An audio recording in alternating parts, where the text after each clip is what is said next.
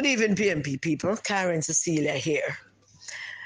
I trust you're having a good Sunday. I trust everybody eating something, drinking something.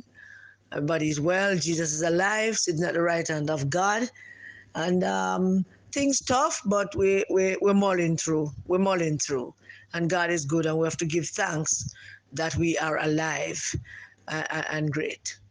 So apart from it being a great day, this morning the long touted poll by Dayton Campbell came out. And I just want to say something to you PMP people because I don't want them confuse you.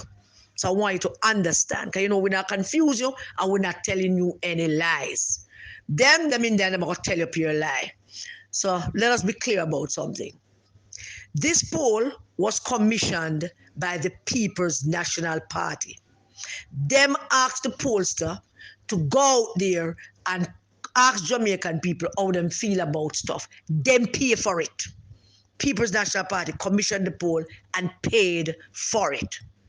Now, when you commission a poll, you can manipulate the poll.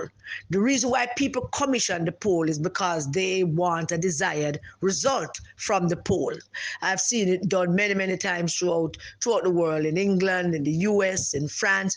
Pollsters manipulate the poll to get the results that they want. So anybody can get up and get a poll done, and one person can say, boy, you're losing, and then can get an next poll, and person say, you are winning. The trick in the poll, however, is how you explain it and what the narrative is that comes out of the poll.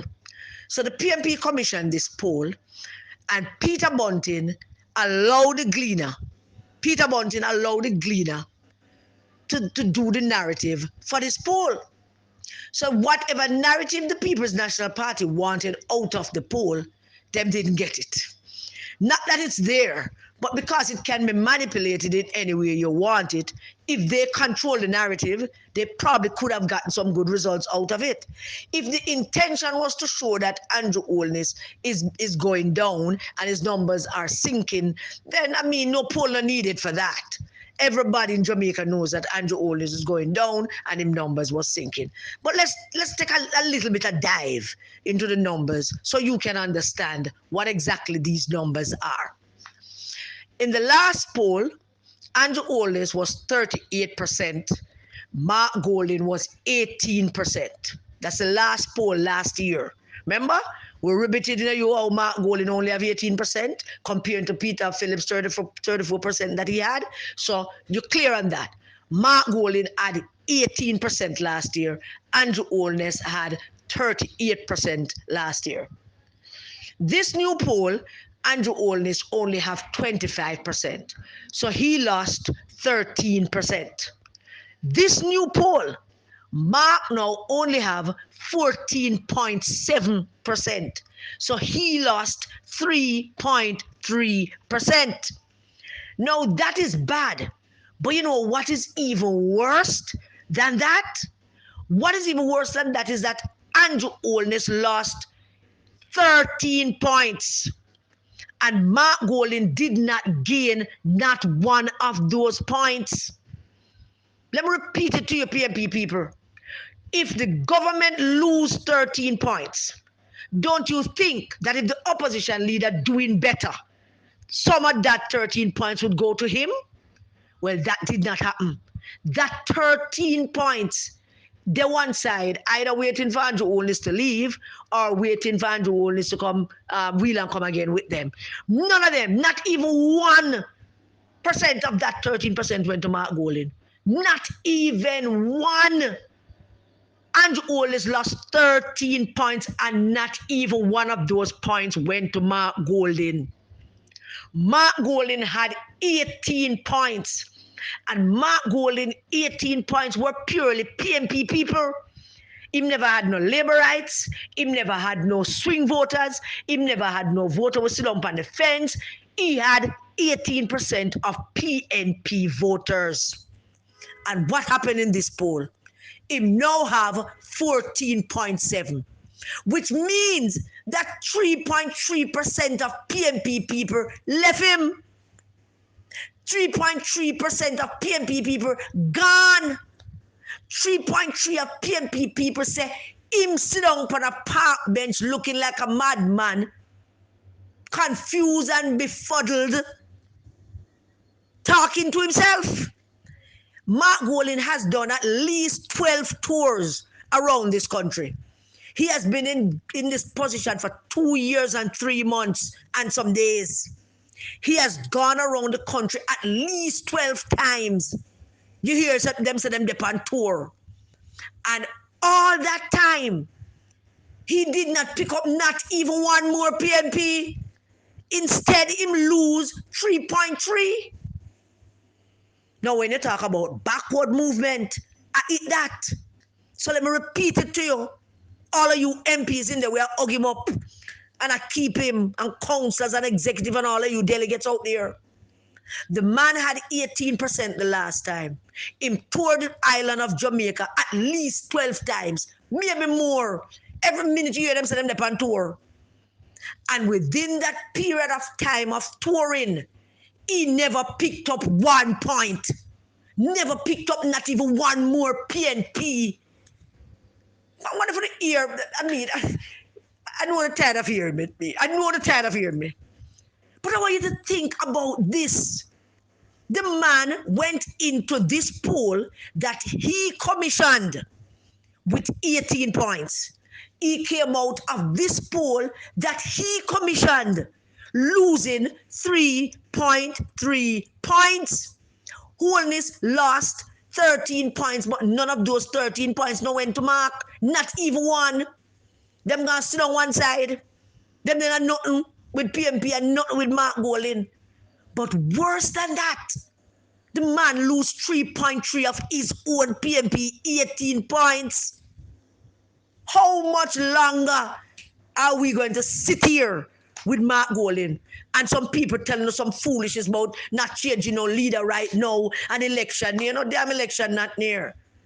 Because the government underwater. Them not going to call no election until them feel like something good going to happen to them again. You can't blame them. That's the nature of the politics.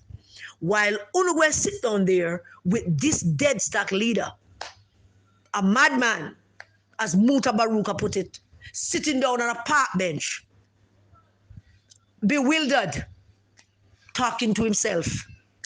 Probably he's saying to himself, how did I get to lose 3.3% of this 18%? Why did PNP people leave me? After him toured the island at least 10 times or 12 times, and PNP people never, not even one more did he get. Instead, he lost 3.3. Well, not to take my word for it, you know. Is him commission the poll. Is him pay for the poll. Is Bunting give the gleaner for them to write the narrative, for them to write the analysis of this poll. But know this, PNP comrades, Holness down 13 points. I have $500 in my wallet and I bet you every cent of it that if Mr. Holness get up tomorrow morning and call a snap elections, the PNP will not win. At all. The GLP would still win. Why? Because we don't have a leader who can't even keep the PNP votes that he has. He can't even keep those. I mean, it would have been excellent news this morning if him still having 18%. But try and imagine, just try and imagine how crestfallen and disappointed PNP people feel this morning that him lose 3.3% of the 18% that he had. How crestfallen are you feeling? These are not Labour votes, you know, or people who don't vote, you know. These are PNP votes. PNP votes. He had 18% off. And while he was touring the country, and they get to see him, and they get to listen to him talk, and they get to observe him lose 3.3%. And Uno want to keep him for go into elections. I warning all of you, Tony Hilton, Natalie Nita, Denise Daly, Michael Phillips, a warning Uno have 14 seats now. Uno going to an election with Mark Golding, and Uno barely coming out with 6. We don't finish our analysis yet, you know. We're not going to be shocked out on which when we are done and given the total thing. Even if we're going to election with Mark Golding, we're not coming out with no more than 6 of those votes, in spite of how bad the JLP is performing. How ridiculous is that? I mean, when the other guy lose, we should have win. But the other guy lose, and you lose what you have. How does that make any sense to any of you? Really? How on God's green earth does that make any sense to you? That Mr. Holness lose, he might lose some of what he has, and them now come to you, but the guy that you following leading some of what he losing some of what he has, while not getting none of what I've left Holness. How does that make any sense? What go on the band straight? What go on? On the favor 14.7%.